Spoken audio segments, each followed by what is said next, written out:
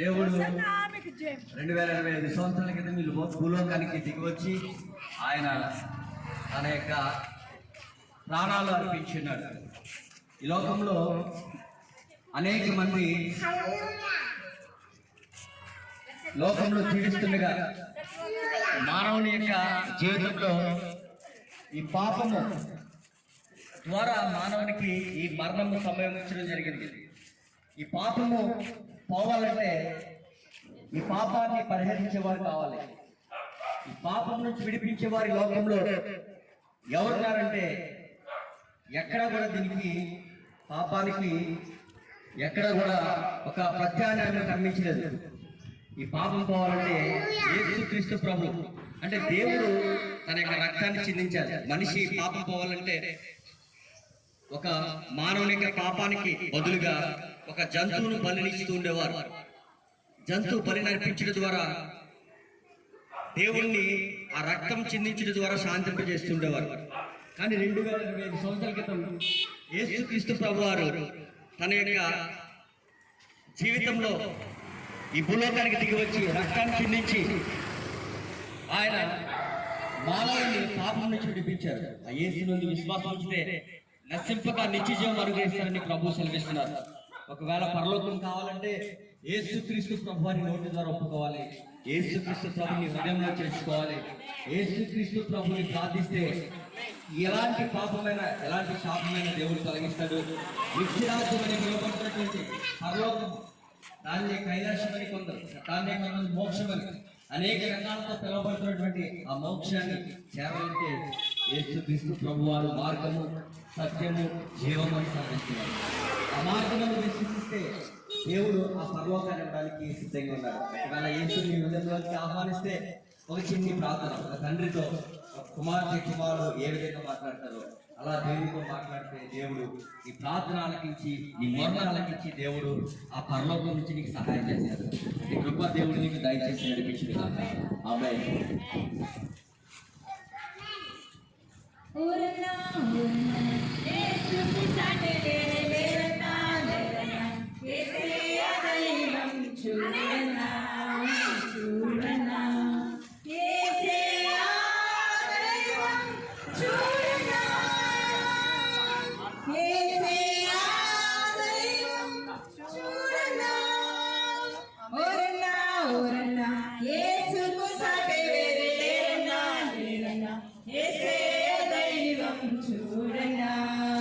చూడనా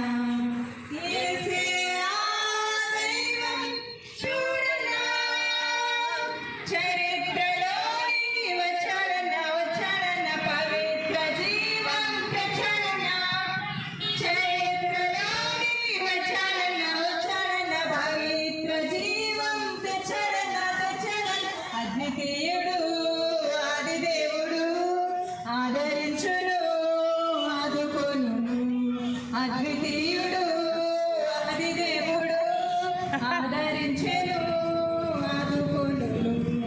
ఓరన్నా ఓరన్నా యేసుకు సాటి లేరన్నా లేరన్నా, యేసయ్య దైవం చూడన్నా చూడన్నా, యేసయ్య దైవం చూడన్నా.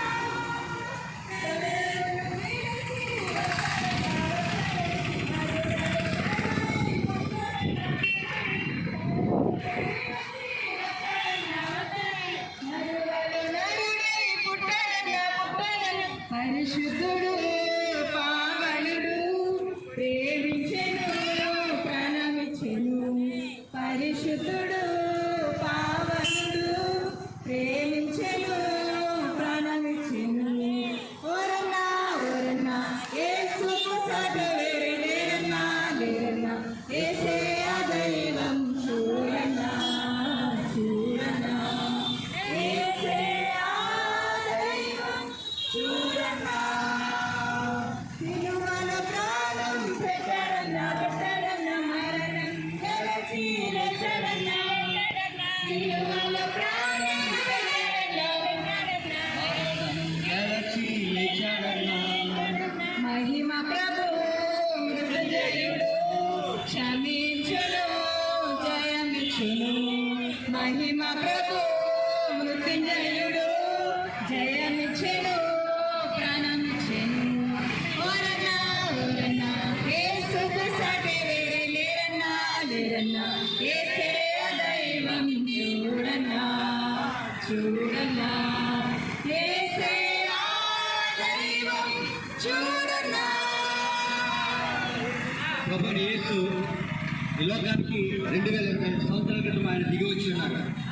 ఆయన ఎలా లోకానికి వచ్చారంటే ఆయన బెత్లెహేమైనటువంటి ఊరిలో ఆయన జన్మించినాడు. యేసుక్రీస్తు ప్రభువారు ఈ లోకంలో జన్మించి ప్రతి ఒక్క మానవుని యొక్క పాపముల నిమిత్తమే ఆయన చనిపోయి ఉన్నాడు. ఆయన ఎందుకు చనిపోవాలి, ఎందుకు యేసు లోకానికి దిగి రావాలంటే ప్రతి మానవుడిని క్షమించడం నిమిత్తమే, ప్రతి మానవుని యొక్క పాపములు క్షమించడానికే యేసు లోకానికి దిగి వచ్చారు. ఆయన ఎందుకు విశ్వసించిన వారిని నశింపక నిత్యజీవం అనుగ్రహించడానికి యేసు ఈ లోకానికి దిగి వచ్చారు.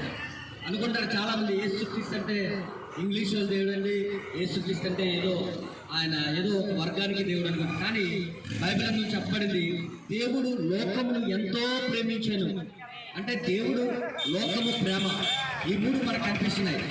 దేవుడు మనుషులను ప్రేమిస్తాడు, లోకాన్ని ప్రేమిస్తాడు. అదే రీతిలో యేసుక్రీస్తు ప్రభు లోకాన్ని ప్రేమించి ఆయన నిన్ను నన్ను ప్రేమించి ఈ లోకానికి వచ్చాడు. ఆ ప్రేమని కావాలి యేసును మనం ప్రార్థిస్తే ఖచ్చితంగా యేసే మన ప్రార్థన యేసు మన ప్రార్థన ఆలకించడం కాదు, మన అవసరాలన్నీ కూడా తీరుస్తాడు. మీకు ఎలాంటి రోగమైన బాధ అయినా సమస్య అయినా అశాంతి అయినా దేవుడు శాంతించి సమాధానం ఇచ్చి నడిపిస్తాడు. దేవుడు గొప్ప దేవుడు. ఆ దేవుడిని ఆశ్రయిస్తే దేవుడు ఆశ్రయించిన వారందరినీ ఆయనకి ఆరాధిస్తాడు. ఎవరో ఒక దొంగతనం చేశారనుకోండి, ఆ దొంగని మన చుట్టుపక్కల వారు కానీ మనం కానీ వారిని స్వీకరించాం. ఎందుకంటే ఒక దొంగగా గుర్తిస్తాం. ఒక నరహత్య చేసిన వాడిని మనం ఆ విలువ, ఎందుకంటే వారు దొంగలో నరహత్య చేసేవారు. మంచి ప్రవర్తన కలిగి లేని వారికి మనం విలువలు ఇవ్వలేము, ఎందుకంటే వారి జీవితంలో మంచి ప్రవర్తన లేదు కాబట్టి. కానీ దేవుడు ఏంటో తెలుసండి, యేసయ్య ఎంత ఘోర పాపనైనా, ఎంత దొంగనైనా, ఎలాంటి మనసు కలిగిన వారైనా క్షమించే దేవుడు. ఆయన క్షమించి వదిలేసే దేవుడు కాదు, ఈ లోకంలో క్షమించి నిత్య జీవనం అనుగ్రహించే దేవుడు, ఆ పరలోకం అనుగ్రహించేటువంటి దేవుడు. ఆ పరలోకం నీకు కావాలంటే యేసయ్య, నువ్వు నా హృదయంకి రమ్మంటే యేసయ్య ఖచ్చితంగా వస్తాడు. యేసయ్య ఎక్కడుంటాడో తెలుసండి, దేవుని చూడడానికి మనం ఎక్కడ వెళ్ళక్కర్లేదు. మనము మన హృదయం తెరిచి యేసయ్యను పిలిస్తే దేవుడు మన హృదయంలోకి వస్తాడంట. మరి ఆ యేసయ్య మీకు కావాలంటే యేసయ్యని చిన్ని ప్రార్థన చేసుకుంటే చాలు, ఈ ప్రార్థన నీ హృదయంలో చేసుకుంటే చాలు, యేసయ్య నీ ప్రార్థన ఆలకించి నీ జీవితంలోని కార్యము జరిగిస్తాడు. ఎలా చేయని ప్రార్థన నువ్వు అనుకోవచ్చు, ఏమీ లేదు. ఒక తండ్రితో ఒక కుమారుడు ఏ విధంగా మాట్లాడుతాడో ఆ విధంగా దేవుడితో మనం మాట్లాడుతాం. ఒక చిన్న ప్రార్థన చేద్దాం. పరిశుద్ధుని కొందనాలు ఈ మధ్యాహ్న సమయంలో ఇంద్రపాలెం గ్రామంలో ఎంతమందితే నిన్ను ప్రభా హృదయంలోకి స్వీకరిస్తున్నారో, ఏ బాధలు, ఏ సమస్యలతో, ఏ అశాంతి ఉన్నారో వారికి శాంతిని దయచేయండి, సమాధానం దయచేయండి. ప్రతి కుటుంబాలకి శుభాలు ప్రకటిస్తున్నాం తండ్రి.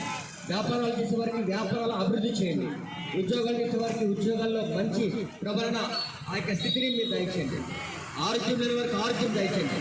శాంతి సమాధానంతో ప్రతి ఒక్కరు నింపమని యేసు పరిశుద్ధ నామములో ప్రార్థన అడిగి వేడుకొనిచున్నాము తండ్రి. ఆమేన్. యేసు రాజుగా వచ్చుచున్నాడు, లోకమంతా తెలుసుకుంటారు. యేసు రాజుగా వచ్చుచున్నాడు, భూలోకమంతా తెలుసుకుంటారు.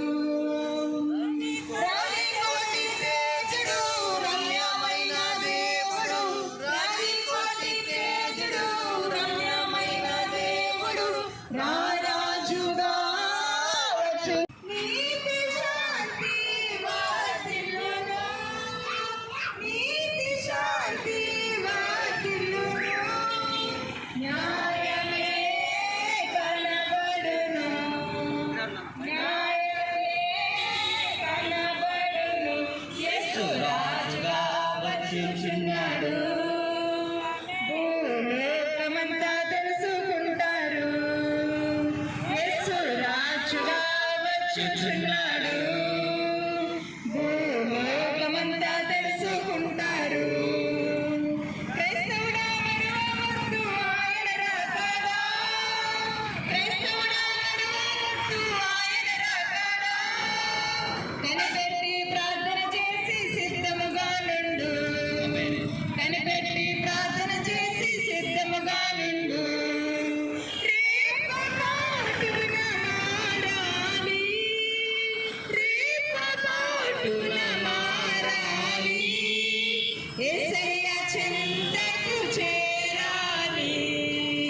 యేసయ్య చెంతకు చేరాలి, యేసు రాజుగా వచ్చుచున్నాడు.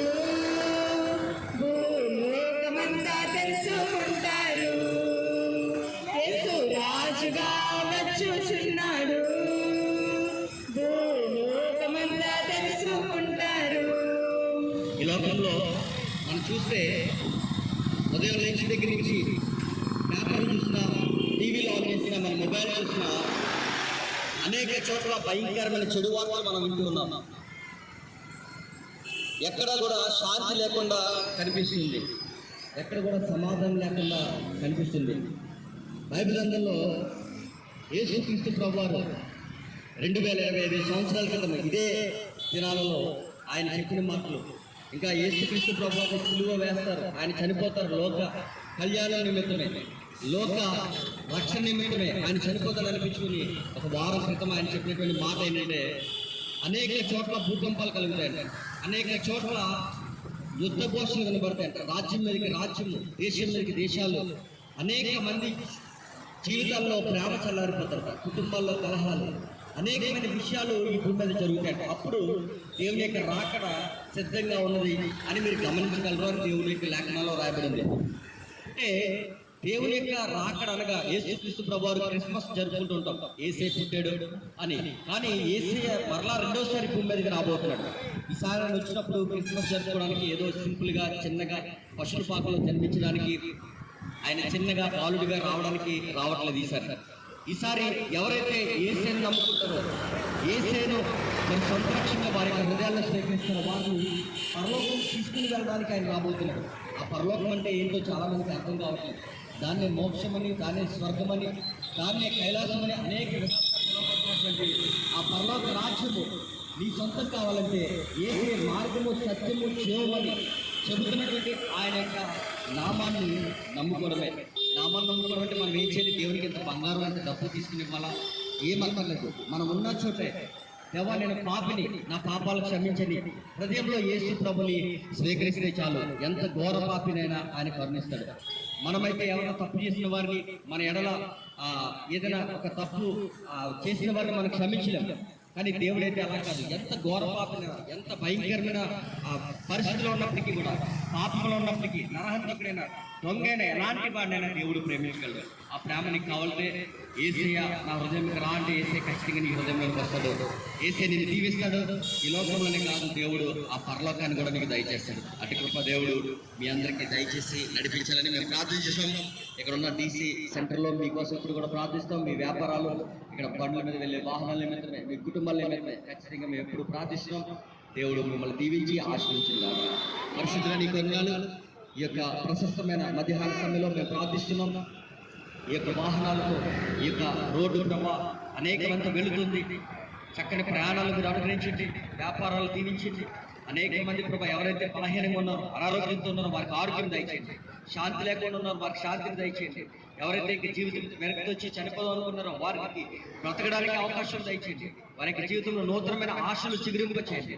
నీ కృపాక్షేమములు, కరుణా కటాక్షములు ప్రతి ఒక్కరిపై ఉంచమని ఈ ఆరాధనకి సమర్పించుకోవచ్చు. యేసయ్య పరిశుద్ధ నామములో ప్రార్థన వేడుకొనిచున్నాను తండ్రి, ఆమేన్.